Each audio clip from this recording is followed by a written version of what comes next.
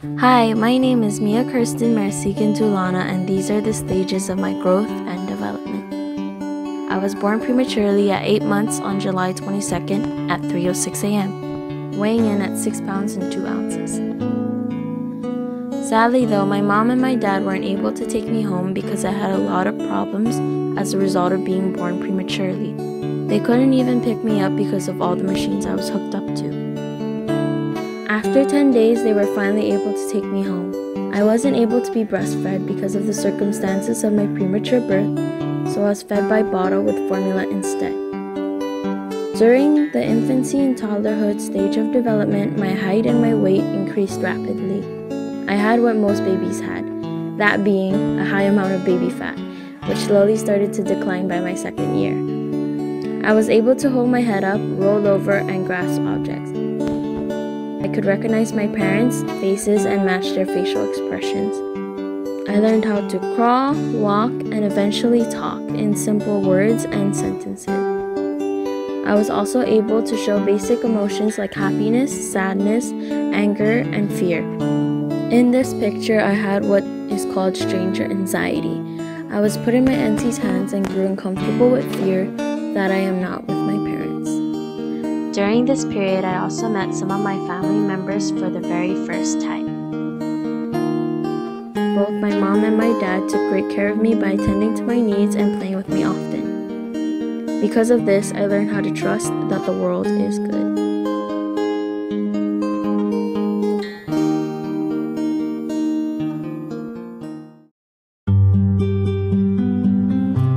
By the beginning of this stage, I experienced a huge change in my life.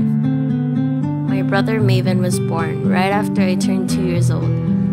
Because of his arrival, I learned a wide range of skills, including affectionate caring, conflict resolution, and control of hostile and envious feelings. Maven is my only sibling. Him being born made my childhood fun and very enjoyable. I am so glad that we were always so close, as you'll see in the rest of my development. In the early childhood stage, my autobiographical memory improved, making it easier to recall my memories and past experiences. I also had better sustained attention, which made it easier to focus and complete tasks. During this time, my vocabulary also increased rapidly with the help of books my mom read to me. My moral sense started developing, helping me distinguish right from wrong, based on guidance from my parents and other adult role models.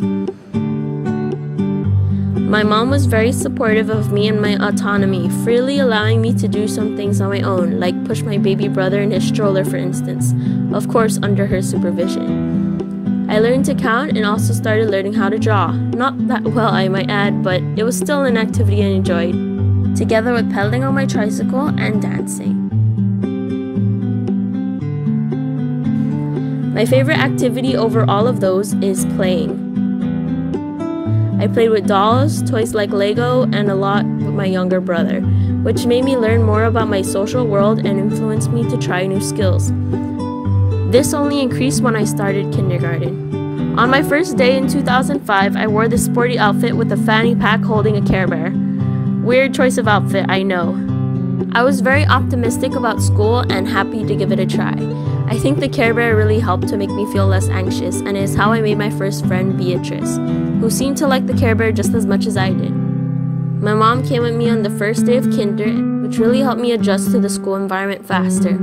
Because of my mom's guidance, I was eager to tackle new tasks, join in activities with classmates, and discover what I can do with the help of adults like my teachers. Another thing that happened in this stage is that my self-conscious emotions like embarrassment appear, and my self-esteem started to develop. And I use emotional self-regulation to help me blunt these emotions. Like here was my kindergarten Christmas performance. I was so excited and practiced a lot. I even invited my grandparents, but I spent the whole performance covering my face and biting my lip because I was embarrassed to be in the spotlight. Despite my occasional shyness, I quite often received awards for my good work and academic achievement, which was the first spark in my study habits for the future.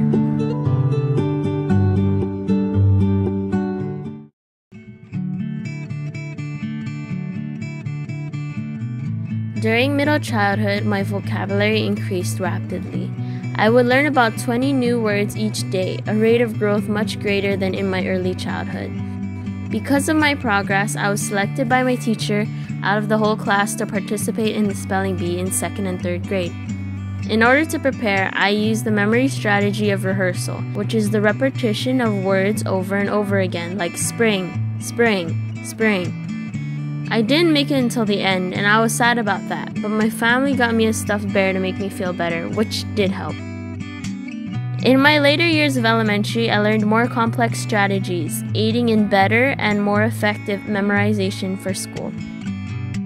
More things that occurred during this stage is the transition from emergent literacy to conventional reading.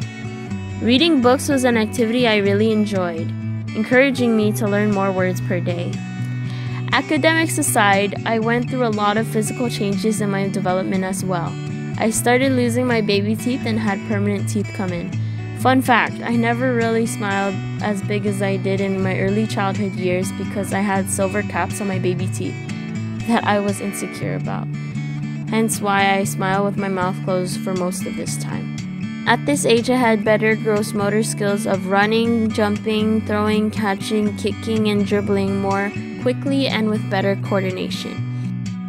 Though I did not use these skills much because my elementary did not have physical education, I also had bad asthma during this time, so I did not go out too often.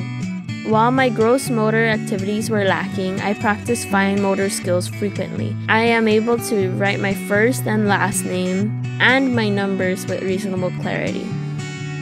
My drawings start to become more detailed, having some depth clues, such as making distant objects smaller than nearer ones. From 6 to 8, my drawings were more of 2D. By ages 9 to 10, my drawings showed more signs of being 3-dimensional. Another big thing that happened during this stage was getting my Shih Tzu puppy Cassie when I was 10 years old. She was really fun to play with and I love her so much. Sadly though, unlike many of my peers, my self-esteem started declining through middle childhood. My parents had 2 different styles of child rearing, which conflicted with one another. My mom had an authoritative style where she complimented my efforts in school and encouraged me to express myself. My dad, on the other hand, criticized my actions. If I were to dance freely like how I did with my mom, he would laugh at me and judge me for doing so. When I came to my accomplishments, he was often unimpressed with my work, making me feel inferior, incompetent, and doubt my abilities to do things.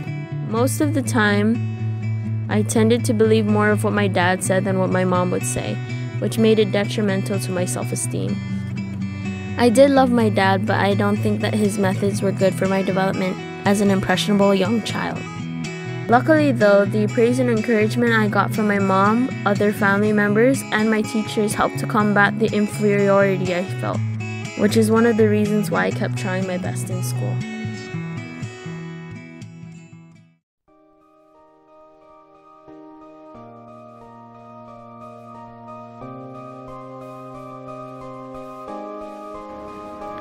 During the stage of adolescence, my hobbies become more apparent. I had a strong interest in music, whether that would be playing music or singing to songs. In this stage, I had also started menstruation and reached the end of my growth spurt, although I was still quite short. One of the shortest people in my grade actually, barely at 5'1". My moral reasoning starts to mature, and I engage in more hypothetical deductive thinking, analyzing the different variables that might affect a problem, as stated in Piaget's research. Another aspect in Piaget's work is the cognitive distortion of an imaginary audience, which I definitely had. I was more self-conscious, insecure about the criticism of others and what they might think of my appearance. In adolescence, I had idealistic ways of thinking.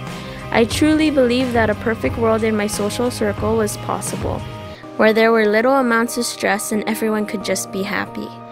This was obviously not the case though.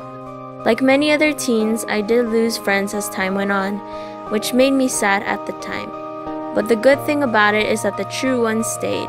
These friendships were based on intimacy, mutual understanding, and loyalty. I could not have been luckier to have such friends. The real trying times in my life started in 8th grade. I was hospitalized for over a month for a rare seizure disorder. It was very hard on me and my family. We even spent Christmas and New Year in the hospital.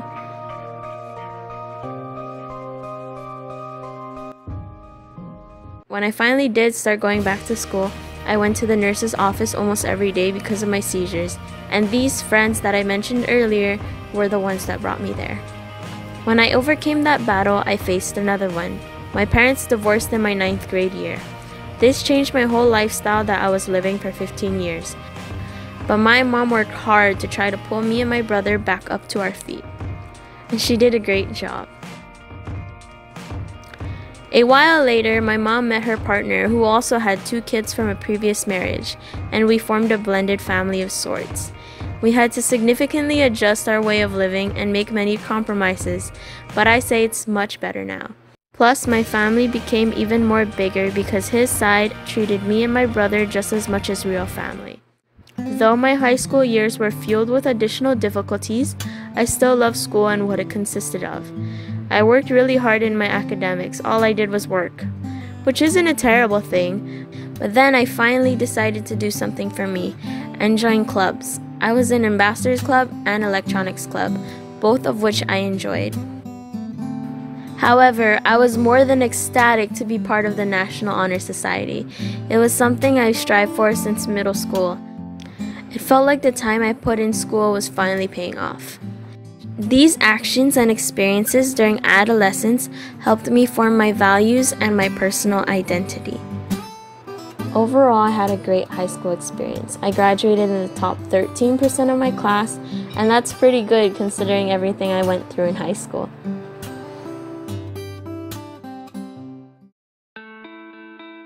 During the beginning of this stage in life, one that I don't have too much experience in because I'm only turning 20 this year, athletic skills like endurance, speed of limb movement, and gross motor coordination are at its peak. I started going to the university right after I graduated high school. I was majoring in nursing, to which I did great in the beginning. I had a 4.0 GPA for 2 consecutive semesters. But during my 3rd semester, I started to become really depressed with my major, and my constructed dream of the adult world fell apart. I did not know what else I could be because I never imagined myself in a different career. However, my mom was the one that suggested to me, "What about teaching elementary? You're good with kids." Right then, everything clicked in my head. I did enjoy engaging with younger kids because most of my cousins are significantly younger than me. That, plus my undying passion for the school environment, it just seemed like a perfect fit, and I knew it was the right major for me when I started taking elementary education courses in my 4th semester.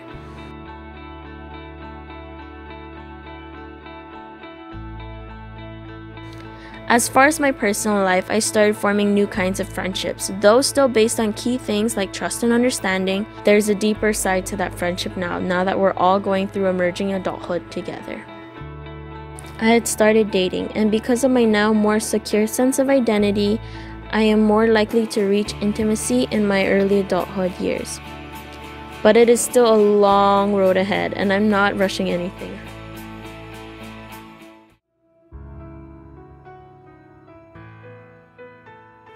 I know that I need to work on being more physically active from this point on, for both my own personal development and to benefit my health in the future. Because habits such as this will lengthen my lifespan and prevent me from a variety of health problems that come with age. As I am now aware of the rest of human development and the stages I have yet to face, I can be sure to do what I can to lead me towards positive stage outcomes. I want to reach the point that I can give my knowledge to the next generation and be proud of the life that I had lived. I am very grateful for the people I have in my life, most especially my family, who is always there to support me through my life thus far. I would not be who I am today if not for everyone that I've met and the trials that I've experienced. I know that is quite cheesy to say that, but it's true. I am prouder of who I am now and only hope to progress from here. Thank you for watching!